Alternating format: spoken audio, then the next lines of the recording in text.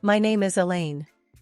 I'm a 56-year-old doctor at our local hospital, a profession that has been both my calling and my refuge, especially since becoming a widow 2 decades ago. My life, outside of the hospital, revolves around my only son, Thomas, a 30-year-old who recently told me about his serious relationship with a girl named Clara. He described her in such glowing terms that I was both curious and eager to meet her. So, I invited them over for dinner. The day of their visit, I was a bundle of nerves. I wanted everything to be perfect. I prepared my signature dishes, a golden-baked chicken, sweet milk pudding, and a hearty salad with chicken eggs, amongst others. I hoped these familiar comforts would make Clara feel welcome. When they arrived, Clara was noticeably thin and somewhat pale, but I brushed off my initial concern, attributing it to nerves or perhaps a dietary choice I wasn't yet aware of. I greeted them warmly. "Welcome, Clara. It's so lovely to finally meet you," I said with a smile. "Thank you, Mrs. Elaine," Clara replied politely, though her voice was barely above a whisper. We settled in the living room for a bit before moving to the dining room. I could sense Thomas's excitement as he introduced Clara to my home. However, the atmosphere shifted drastically once we sat down for dinner. Clara's eyes widened in shock when she saw the baked chicken on the table. Her face contorted into a look of disgust as she exclaimed, "I can't believe you're serving this. I'm a hard vegetarian. I don't eat such things." Thomas turned beet red. "Mom, I'm so sorry, I should have told you about Clara's diet," he stammered. Clara cut in sharply, "Thomas, you're such a fool.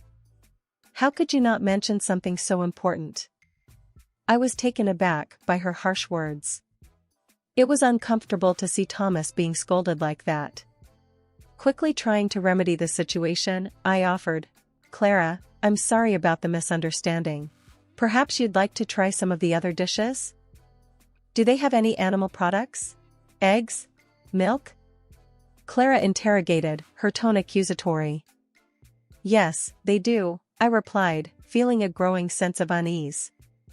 She slammed her hand on the table, pushing away the dishes. "I can't even stand the sight of them." Clara stood up abruptly and stormed out of the house, leaving Thomas to mutter an apology before running after her. Several months after the disastrous dinner, Thomas and Clara's wedding day arrived.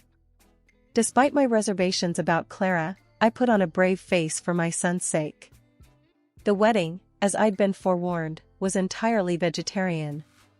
I had never been to a wedding like this before, and neither had most of our family. As I walked into the venue, I couldn't help but feel out of place. The decorations were beautiful, but the atmosphere was unfamiliar. Clara's friends, also vegetarians, mingled amongst themselves, discussing the virtues of their dietary choices. My sister, Martha, leaned over to me and whispered, "Elaine, have you seen the menu? I can't pronounce half of these dishes." I smiled wryly. "Just go with it, Martha. It's Thomas's day." The ceremony was lovely, but the reception was where things got interesting. The array of vegetarian dishes was certainly exotic. My relatives poked at their food with a mix of curiosity and apprehension. During the meal, my brother-in-law, George, a man never known for his tact, called a waiter over. "Excuse me, son, is there any chance we could get a steak or something? Just a small one?" The waiter, trying to remain polite, responded, "I'm sorry, sir. The menu is strictly vegetarian as per the couple's request." George grunted, "Well, I guess it's salad for dinner then." Despite the unfamiliar food, I tried to focus on the positive. Thomas looked genuinely happy, albeit a bit thinner than I remembered. As the evening progressed, I observed Clara. She was the center of attention among her friends, laughing and seeming in her element. Yet, there was an edge to her laughter, a sharpness that made me uneasy. A few days after the wedding, Thomas came to visit me alone. His appearance startled me. He had lost more weight and looked tired. "Thomas, are you all right? You've lost so much weight," I said, concern evident in my voice. He sighed, looking down at his hands. Mom, Clara's been, well, she's put me on a strict vegetarian diet too. Says it's non-negotiable. I was taken aback. But, Thomas, your job is physically demanding. You need a balanced diet. He shrugged helplessly. I know, Mom, but I want to make her happy. It's been hard adjusting. I watched him leave later, feeling a mix of sadness and frustration. Clara's influence over him was more profound than I had feared. My son, once so vibrant and full of life, now seemed a shadow of his former self. After several sleepless nights, filled with worry about Thomas, I decided it was time to take action. I couldn't stand by and watch my son's health deteriorate. With a heavy heart, I picked up the phone to call Clara, Thomas's wife. I hoped that as a doctor, I could express my concerns in a way that would resonate with her. Hello, Clara. It's Elaine, Thomas's mother. I hope I'm not calling at a bad time, I began, my voice as warm and friendly as I could muster. What do you want, Elaine? Clara's voice was cold, distant. I'm calling about Thomas, I said cautiously. I've noticed he's lost quite a bit of weight and seems very tired lately. I'm worried it could be related to his new diet. Clara let out a sigh, audibly annoyed. Look, Elaine, Thomas is perfectly fine. He's just adapting to a healthier way of eating. You're overreacting. I understand your perspective, Clara, but as a doctor, I see signs of nutritional deficiencies in Thomas. He works a physically demanding job, and a strict vegetarian diet without proper planning can lead to health issues, I explained, trying to keep the conversation civil and factual. Elaine, I don't need a lecture on nutrition from you. We've done our research. Thomas is on a balanced vegetarian diet, and that's that. You're not a dietitian, Clara retorted sharply. But Clara, there are certain nutrients that are hard to get from a vegetarian diet alone, especially for someone with Thomas's lifestyle. Perhaps we could work together to find a diet that meets his nutritional needs and aligns with your dietary preferences? I suggested, hoping for a compromise. Clara's voice rose in frustration. I'm not interested in your help, Elaine. Thomas is my husband, and we make our decisions together. You need to respect that and stay out of it. Before I could respond, she hung up. I stared at the phone, feeling a mix of anger and helplessness. Clara's unwillingness to even consider my concerns was alarming. Later that day, my sister, Karen, came over. I shared the distressing phone call with her. Karen, I don't know what to do. Clara just shut me down. She wouldn't even listen to my concerns about Thomas, I shared, my hands trembling slightly. Karen, always a source of practical advice, looked thoughtful. Elaine, it's a tough situation. But maybe Thomas needs to come to this realization on his own. Clara obviously has a strong influence on him. I nodded, knowing she was right, yet feeling uneasy. I just can't sit back and watch Thomas suffer. He's always been a bit too accommodating, and now it's affecting his health. Karen reached across the table, squeezing my hand. I know, Elaine. But sometimes stepping back is the only way they learn. Maybe when Thomas sees the toll it's taking on him, he'll make a change. A few days after my futile conversation with Clara, Thomas came to visit me unexpectedly. It was a cold, gray afternoon, the kind that made you want to stay indoors. When I opened the door, the sight of him took my breath away. He looked nothing like the son I knew. His face was drawn and pale, his eyes lacking their usual spark. But it was the scratches on his face that alarmed me the most. Thomas, what happened to you? I exclaimed, ushering him inside. He avoided my gaze, a sign that he was uncomfortable. It's nothing, Mom, just a little argument with Clara. I led him to the living room, my mind racing with worry. Argument? Thomas, she scratched your face. This is serious. He finally looked at me, his eyes weary. I know, Mom. I don't know what to do anymore. I fetched my first aid kit and began treating his scratches gently. Tell me what happened, Thomas. You know you can talk to me. He sighed, a deep, troubled sigh. I went out for a quick bite. I just wanted to eat something more high-calorie and tasty, you know? I went to this cafe and ordered a burger. Clara saw me through the window. She stormed in and made a huge scene. I couldn't hide my shock. A scene? Over a burger? Thomas nodded, looking down at his hands. Yeah, she was screaming about me betraying our lifestyle, our values. She said I was poisoning myself. Then she scratched my face and told me to leave the house. I finished bandaging his face, feeling a mix of anger and helplessness. Thomas, this isn't healthy. You can't live like this. Being forced to change your diet and then being attacked for eating a burger? It's not right. He leaned back on the sofa, closing his eyes. I know, Mom. But I love her. I thought I could make this work. I sat beside him, my heart aching for my son. Love shouldn't be this hard, Thomas. It shouldn't hurt like this. We sat in silence for a while, the only sound the ticking of the clock on the wall. Finally, Thomas spoke up. I think I'll stay here tonight, if that's okay. I just need some time to think. Of course, you can stay as long as you need, I replied, trying to offer him a comforting smile. That evening, as I cooked dinner, I kept glancing at Thomas, who was sitting at the kitchen table, lost in thought. I prepared a simple, hearty meal: roast chicken, mashed potatoes, and steamed vegetables. The kind of food I knew he loved. As we ate, I tried to lighten the mood. Remember when you were a kid, and you wouldn't eat anything but chicken nuggets for a week? Thomas managed a small smile. Yeah, I was a picky eater. But I always loved your cooking, Mom. I reached across the table, squeezing his hand. You're always welcome here, Thomas. You're my son, and I just want you to be happy and healthy. He squeezed back, a glimmer of the old Thomas in his eyes. Thanks, Mom. I really needed this.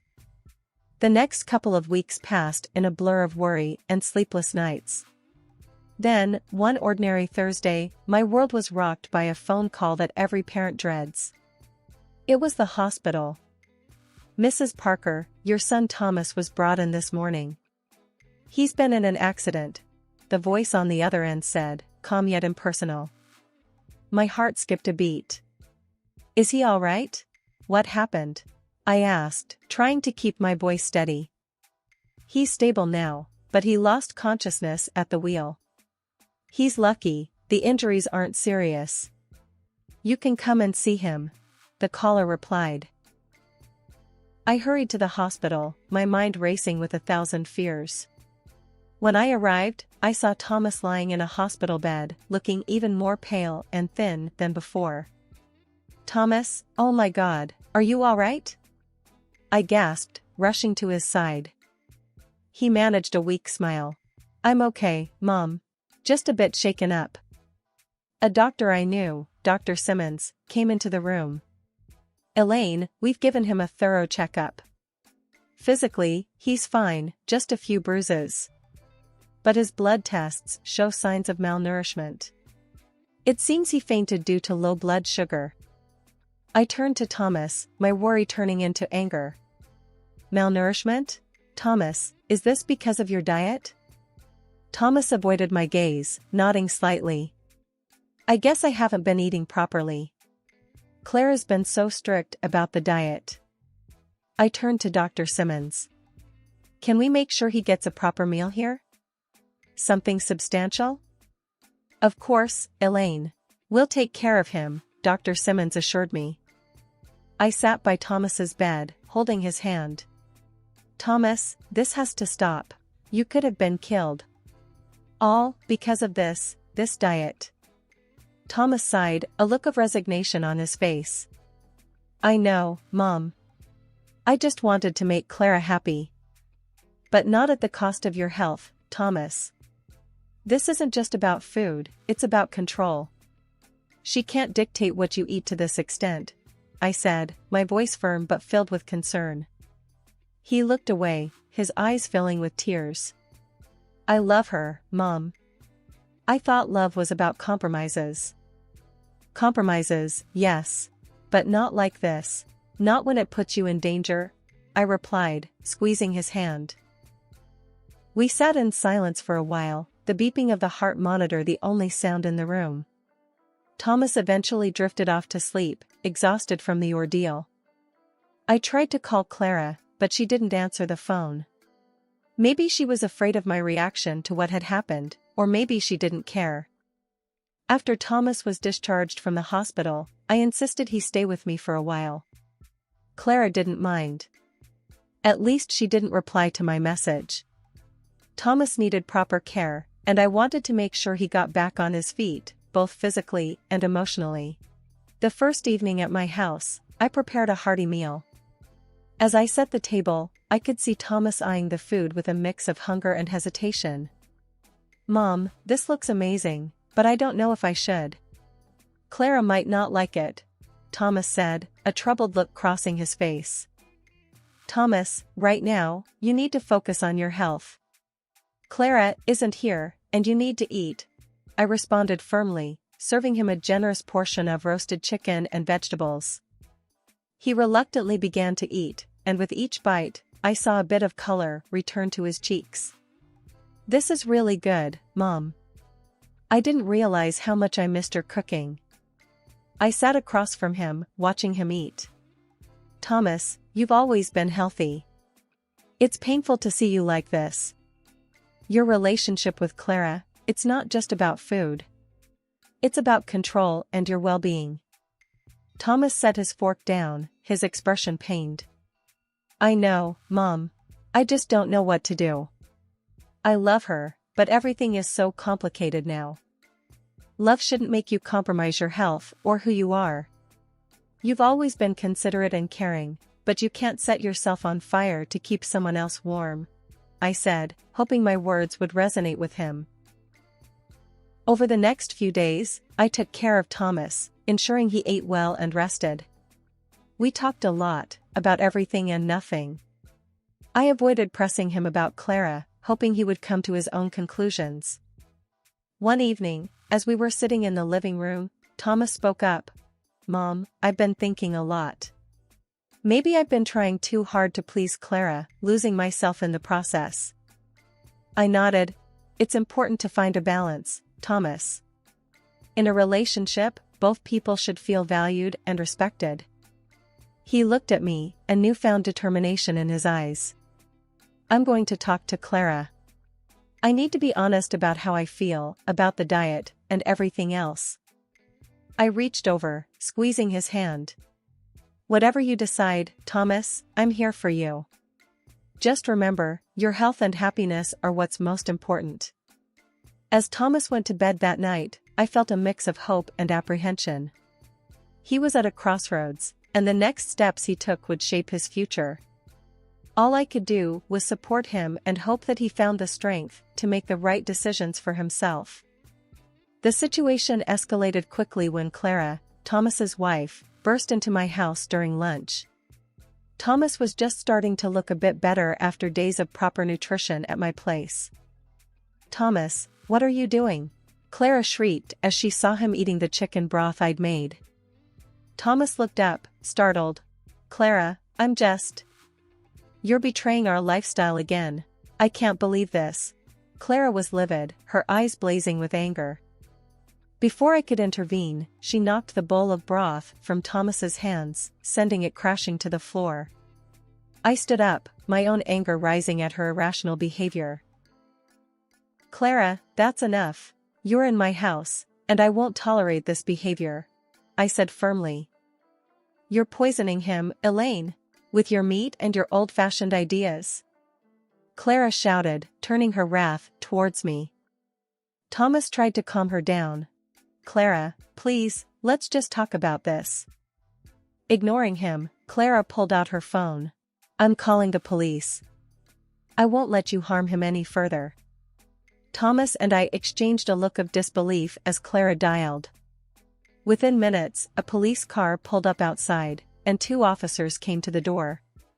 "What seems to be the problem here?" one of the officers asked, looking between Clara, Thomas, and me. Clara immediately began, pointing a finger at me. "She's been forcing my husband to eat meat. She's trying to poison him against his will." The officer turned to me, his expression one of mild confusion and concern. "Ma'am, is this true?" I shook my head. "No, officer. I'm Thomas's mother, and I've been taking care of him. He's been unwell due to malnutrition. I'm a doctor, and I was just trying to help him recover." Thomas spoke up, his voice weak but steady. "It's true, officers. I've been staying with my mom for a few days to get my health back." I went to my kitchen counter and picked up a hospital report. Here's the report from when Thomas was admitted after fainting due to low blood sugar. His diet was insufficient, and that's what I've been trying to address. The officers took the report, glancing over it. Clara's face turned pale as the reality of the situation started to dawn on her.